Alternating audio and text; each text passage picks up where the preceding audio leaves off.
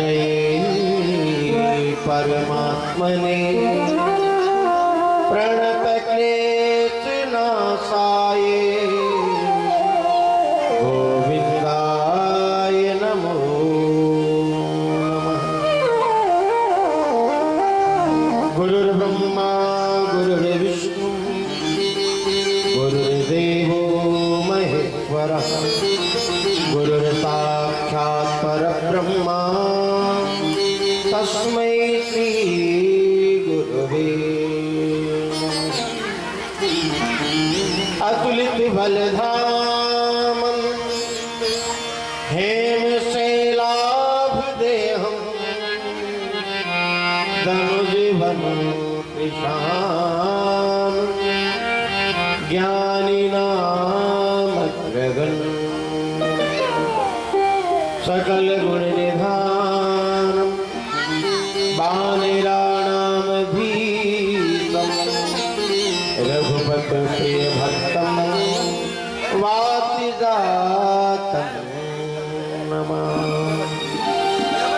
श्री राधा मेरे स्वामिनी मैं राधे को जन्म जन्म मोह दीजियो ब्रज वृंदावन वंशाकल्पतरुभ्यश्च कृपा सिन्धुभ्येव च पतितानां पावनेभ्यो वैष्णवेभ्यो नमो वैष्णवेभ्यो नमो नमः वैष्णवेभ्यो नमो नमः। जय जय श्री राधा जय जय नवल किशोर जय गोपी चित चोर प्रभु जय जय माखन चोर। वृंदावन बिहारी लाल की जय। आइए दो क्षण सर्वप्रथम मन वाणी को पवित्र करने के लिए भगवान नाम स्मरण करें। नाम संकीर्तन तत्पश्चात भगवान की पावन कथा हम आप सभी लोग यहाँ श्रवण करेंगे। मैंने रटना लगाई रे हो मैंने रटना लगाई रे श्री राधे तेरे नाम की मैंने रटना लगाई राधे तेरे नाम की मैंने रटना लगाई रे राधे तेरे नाम की ओ राधे तेरे नाम की किशोरी तेरे नाम की ओ राधे तेरे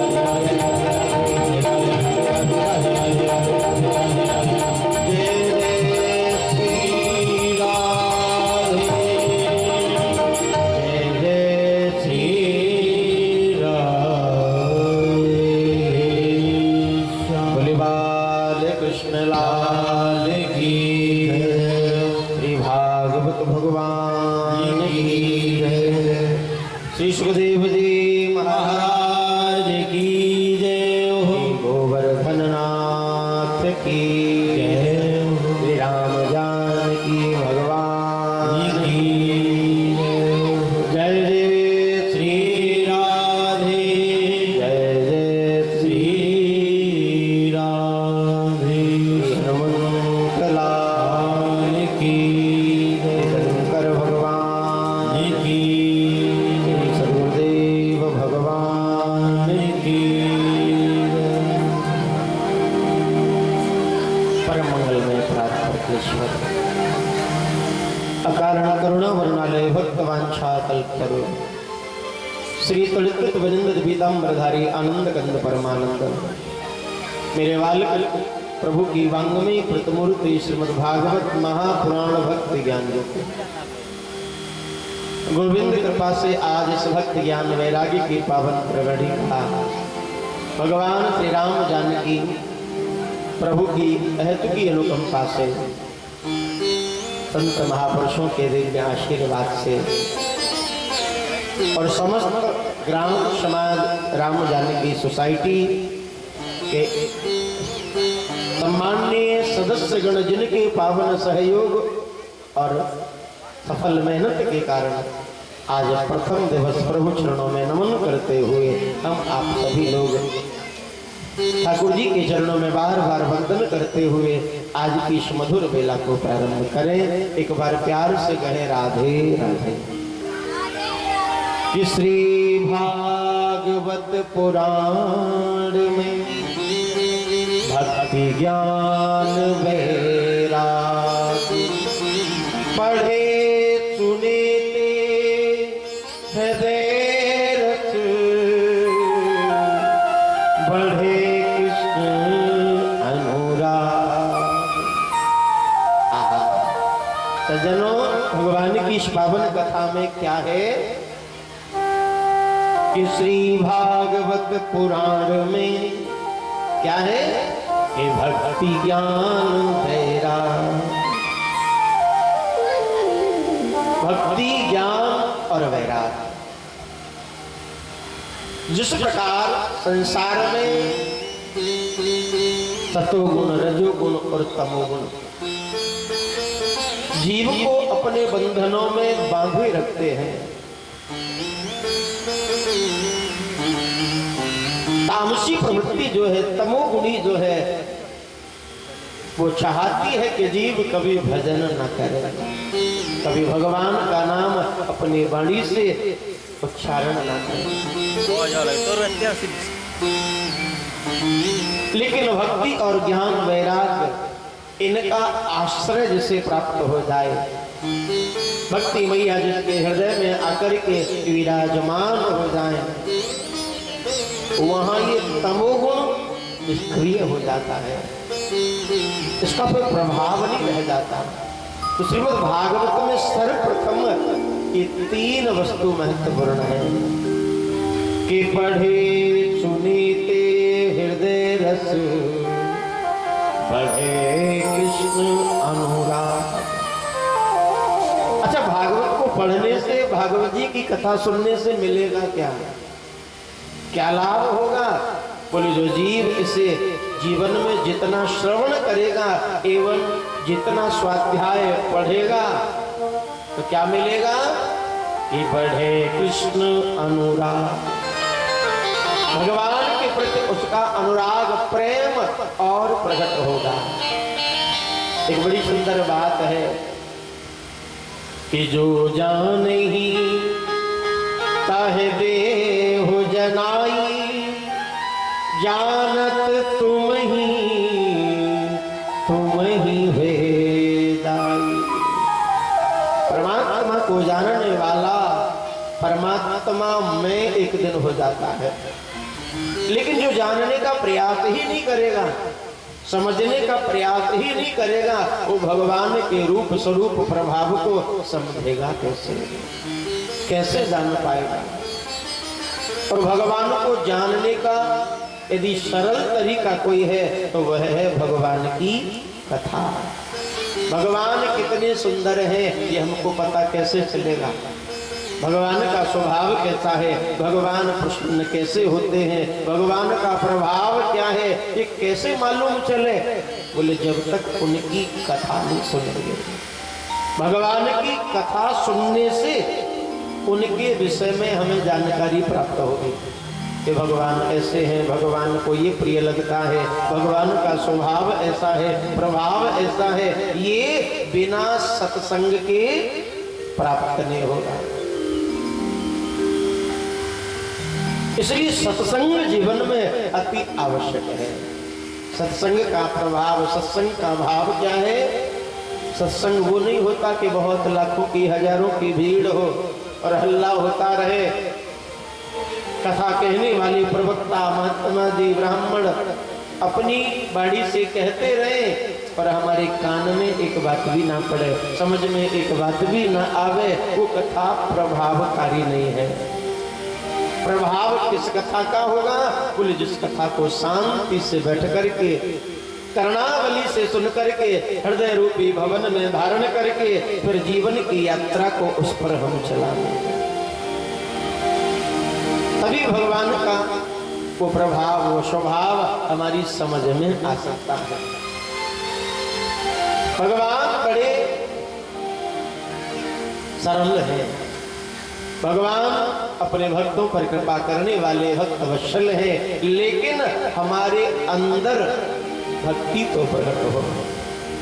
वही भक्ति, वही ज्ञान, वही वैराग प्रकट कराने वाला श्रीमद्भागवत महापुराण है कि भाग्योदयेन बहुजन्म समर्जिते तत्संगमम च लभते पुरुषो यदा अज्ञान हेतु कृतमोह मदान्धकारः नाशं विदायि तदोदयते विवेकः। अनंत जन्मों के पुण्य जब सुकृत जब एकत्रित होते हैं तब भगवान की कथा, ये सत्संग प्राप्त होता है। सत्संग का भाव है कुल जिसमें सत्य की चर्चा करी जाए। सत्संग वही है जिसमें सत्य की चर्चा हो, सत्य की बातें कहीं सुनी जाएं। और वो सत्संग जब तक सफल नहीं होता जब तक उस सत्संग में संत कृपा न हो जाए।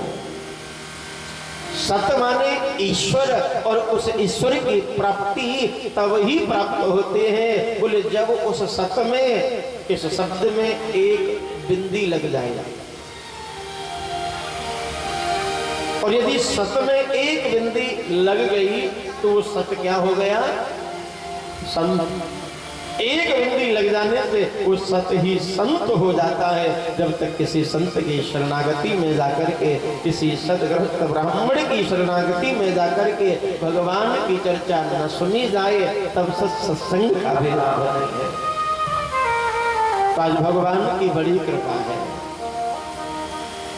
विगत वर्ष की बात पिछले वर्ष भी हमने इसी समय भगवान की इस पावन कथा का यहाँ आनंद लिया और भगवान की ऐसी कृपा हुई कि एक बार पुनः उसी समय में ऐसी दिव्य पावन कथा श्रवण करने का सौभाग्य मिला।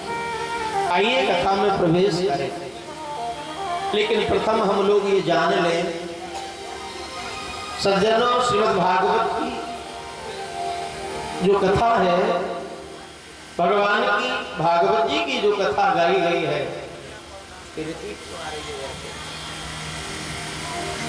इस भागवत के प्रमुख रूप से 4 वक्ता और 4 श्रोता हुए हैं। 4 वक्ता और 4 श्रोता प्रमुख रूप से इसके हुए। 4 जगह श्रीमद् भागवत की कथा विशेष रूप से गाई गई है। कहाँ कहाँ गाई? बोले सर्वप्रथम ये कथा इस धरातल पृथ्वी पर जब हुई है तो वो हरिद्वार धाम में, जिसके वक्ता हैं सनक सनंदन सनातन सनत कुमार और जिसके श्रोता है श्री नारद जी महाराज। यही कथा दोबारा जब हुई है तो गोकर्ण जी महाराज ने अपने भाई धुंधकारी का कल्याण करने के लिए उत्तम नगर में अपने ही गांव में उन्होंने सभी को श्रवण कराकर मुख्य रूप से धुंधकारी का उद्धार किया। यही कथा जब आगे चलकर के हुई है तो श्री सनत कुमार जी के बाद में गोकर्ण जी ने सुनाई। तीसरे नंबर पर श्री सूत जी महाराज जिन्होंने नैमिषारण्य क्षेत्र की भूमि में 88,000 ऋषियों को एक कथा श्रवण कराई है।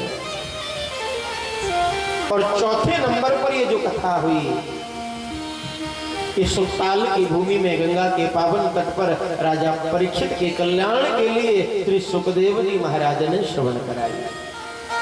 उस कथा के प्रमुख 4 वक्ता हैं और 4 ही श्रोता हैं। लेकिन यह समझने वाली एक बात है, सनत कुमार जी महाराज ने जो कथा गंगा के तट पर सुनाई है वहां केवल नारद जी ने कथा नहीं सुनी, वहां केवल भक्त ज्ञान वैराग्य ने ही कथा नहीं सुनी और बहुत से महात्मा आ गए, बहुत से श्रोता आ गए, सबने कथा सुनी। लेकिन क्या उद्धार सबका हुआ? क्या वो कथा सबकी समझ में आई? क्या सबका कल्याण हुआ? नहीं, कल्याण केवल भक्त ज्ञान और वैराग्य का हुआ, ज्ञान वैराग्य का उद्धार हुआ। यही कथा जब गोकर्ण जी ने अपने ग्राम नगर में सुनाई है तो हजारों लोगों ने, गांव वासियों ने कथा सुनी, लेकिन कथा का जो उद्धार, कथा से जो कल्याण हुआ वो केवल धुंधकारी का हुआ। श्रोताओं में यदि नाम आया तो धुंधकारी का आया, यूं तो हजारों श्रोता बैठे हैं। नैमिषारण्य की भूमि में 88,000 महात्मा बैठे हैं, लेकिन श्रोता के नाम में यदि कोई नाम आया है तो वो सौनक जी महाराज का आया है। सुखदेव जी ने जब कथा सुनाई है तो वहां भी बहुत सारे महात्मा बैठे हैं, लेकिन श्रोता की बात आई तो केवल एक परीक्षित का नाम आया है। अब यहाँ समझने की बात यह है, कथा हो रही है, यहाँ बहुत से लोग कथा श्रवण करने के लिए आएंगे, बहुत सी भीड़ यहाँ कथा में आकर के बैठेगी, सज्जन बैठेंगे, लेकिन ये मत सोचना कि बहुत भीड़ है। जैसे 4 प्रमुख वक्ताओं के सन्मुख 4 श्रोताओं में एक एक का नाम ही आया, इतनी बड़ी भीड़ में एक का ही कल्याण हुआ। तो यही समझना, इस कथा में जो भीड़ है उस भीड़ में यदि कोई परीक्षित हो तो वो मैं हूँ, उस भीड़ में कोई धुंधकारी हो तो वो मैं हूँ, उस भीड़ में यदि कोई शौनक हो तो वो मैं हूँ। मुझे अपना कल्याण कराना है, भीड़ से हमें क्या लेना। शौनक नहीं बनेंगे, परीक्षित नहीं बनेंगे, तब तक कथा समझ में नहीं आएगी। केवल भीड़ में बैठकर के कथा सुनी तो वो कथा प्रभावी नहीं होगी, वो कल्याणकारी नहीं होगी। भागवत से कल्याण उन्हीं का होता है जो संलग्न होकर के अपनी करणावली को व्यास के प्रवक्ता के शब्दावली से जोड़ करके उस कथा का पान करें। तो ऐसी ही महापुरुषों की वाणी है, जगह जगह धरातल पर इस कथा का गायन हुआ है। लेकिन हम आप लोग जो कथा श्रवण कर रहे हैं, ये जो कथा है ये कौन सी है? बोले जो नैमिषारण्य क्षेत्र में सूत जी महाराज ने 88,000 ऋषियों को श्रवण कराई। आइए सर्वप्रथम नियम अनुसार भागवत जी का जो नियम है मंगलाचरण, भागवत महात्मा की चर्चा हम करें। भागवत जी को प्रारंभ करने से पहले भगवान को नमन करें जो श्री व्यास जी महाराज ने सर्वप्रथम किया है। सच्चिदानंद रूपाय विश्वोत्पत्त्यादि हेतवे तापत्रय विनाशाय श्री कृष्णाय वयं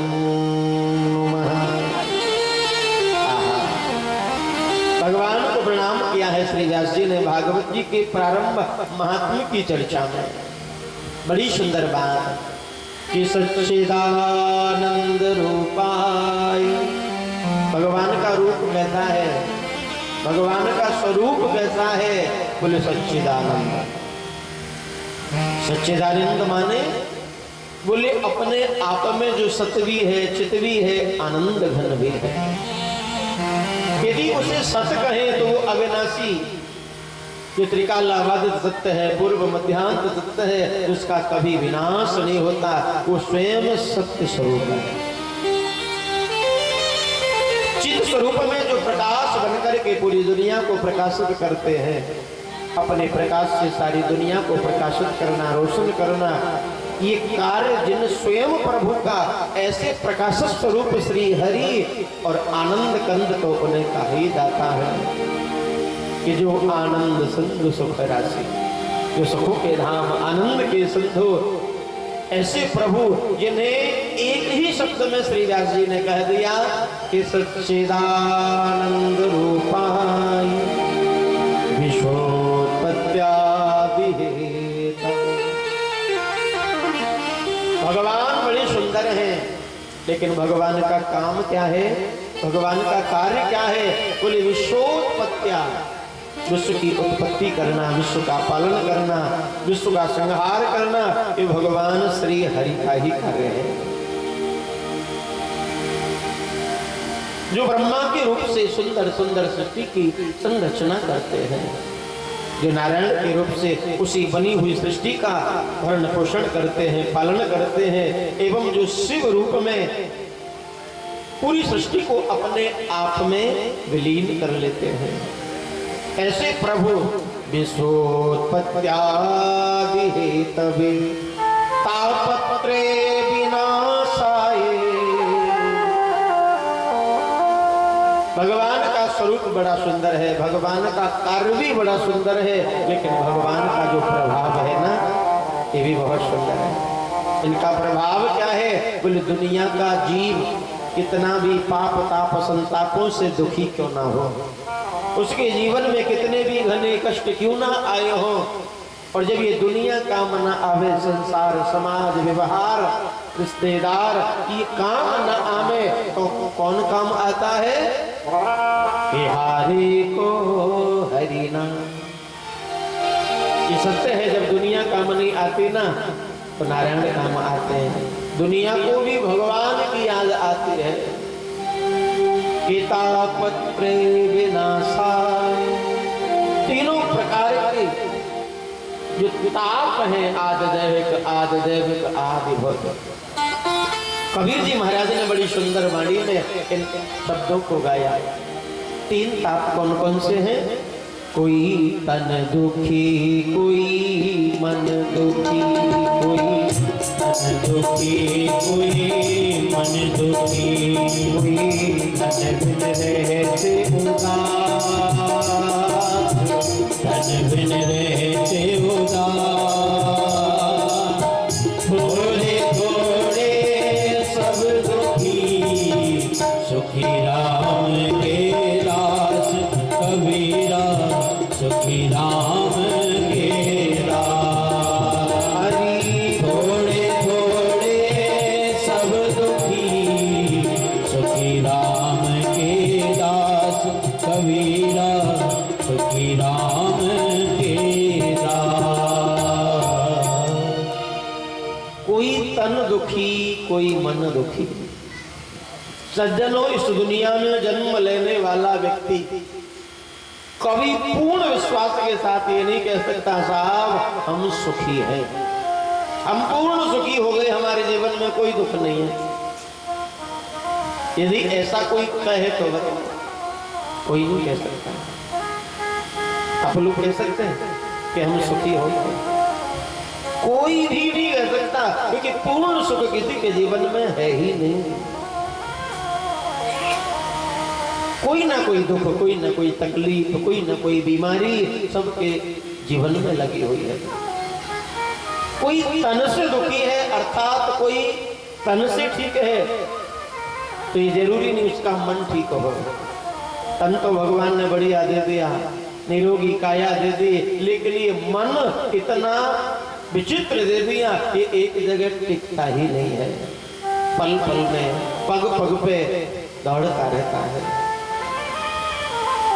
ये मन बस में नहीं होता, और मन जो चाहता है और वो काम न हो, क्योंकि मन के हारे हार है, मन के जीते जीते।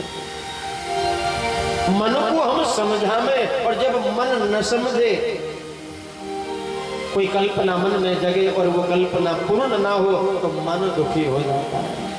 कबीर बाबा कहते दुनिया में सब दुखी है, यदि सुखी कोई है तो वो एक ही व्यक्ति है, बोले जिसने इच्छाओं को समाप्त कर दिया, जिसने आशाओं को समाप्त कर दिया।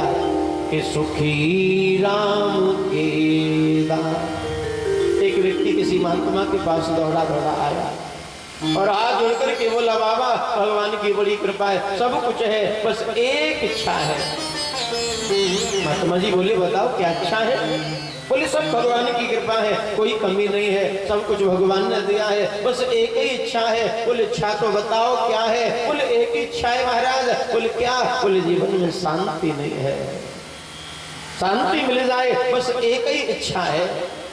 महात्मा जी ने बड़ा सुंदर जवाब दिया। बोले, काम करो, तुम्हारी एक ही इच्छा है ना, ये इच्छाएं ही समाप्त कर दो, शांति अपने आप मिल जाएगी। इच्छाओं को ही मिटा दो, इच्छाओं को ही समाप्त कर दो, शांति तो अपने आप मिली हुई है।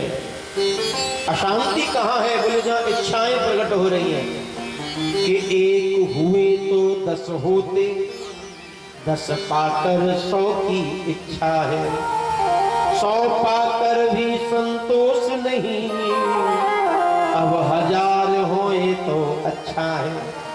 इसलिए बढ़ते बढ़ते राजा के पद पर पहुंचा है, फिर भी संतोष नहीं मन को, ऐसी दाहिन ये तृष्णा है। ये तृष्णा बड़ी विचित्र चीज है कि माया मरी न मन मरा, मर मर गए शरीर, आशा तृष्णा ना मरी, कह गए दास कबीर। जीव शरीर लेकर के प्रकट होता है, जन्म लेता है, तरह तरह के कर्म करता है, इच्छाएं बनती हैं, मेहनत करता है, उन सुखों को भोगता है, लेकिन एक दिन ये शरीर मिट जाता है पर उसकी मन की इच्छाएं पूरी नहीं होती। एक इच्छा पूरी होती है तो दूसरी प्रकट हो जाती है, दूसरी पूरी होती है तो तीसरी प्रकट हो जाती है। भागवत जी के महात्म्य में बड़ा सुंदर वर्णन है। एक ही प्रकार की 2 व्यक्ति होते हैं जो जीव को काटते हैं, एक होते मच्छर और एक होते मत्सर। ये मच्छर और मत्सर में ज्यादा भेद नहीं है। मच्छर जो होते हैं वो बाहर से शरीर को काटते हैं, और ये जो मत्सर होते हैं ना, ये अंदर से मन को काटते हैं। अब मच्छरों से बचने का इलाज तो है, मच्छरदानी लगा लो, ऑल आउट लगा लो, है प्रयास हो सकता है, मच्छरों से बचा जा सकता है, लेकिन यदि अंदर से मत्सर काटे तो कैसे बचा जाए? इससे बचना सबके बस की बात नहीं है। व्यक्ति की नाना प्रकार की जो इच्छाएं हैं ना, यही मत्सर है। एक इच्छा पूरी नहीं हुई, बोले घर तो बढ़िया बन गया, लेकिन घर जब बढ़िया बना तो मन में इच्छा हुई कि एक एयर कंडीशनर और हो जाए। गर्मी बड़ी पड़ती है, थोड़ा एयर कंडीशनर हो जाए, एसी लग गया, बढ़िया ठंडक हो गई, बोले अब तो सब ठीक है, कमाने बहुत दूर जाना पड़ता है, एक बढ़िया सी गाड़ी हो जाए।